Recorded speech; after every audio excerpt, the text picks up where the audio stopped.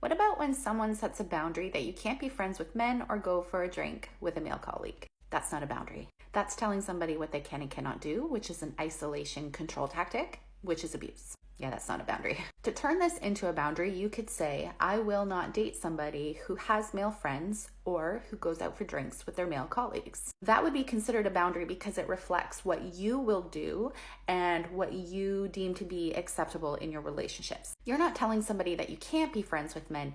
You're just saying that you won't date people who are. That is a boundary.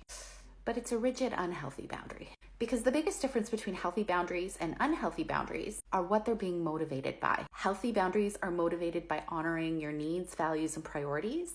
Unhealthy boundaries are motivated by fear and insecurity. If your partner going out with a work colleague triggers your insecurity, you need to unpack why. It's reflecting that insecurity to you so that you can work through it and heal from it. Now, if this was a relationship that had prior cheating, we still have to make our boundaries healthy. I would recommend working with a therapist that can help you work through those issues. But real meaningful love is not binding. It's liberating. It sets you free. So if you're on the receiving end of this boundary, I would point out that telling somebody what they can and cannot do is actually not a boundary. It's a control tactic.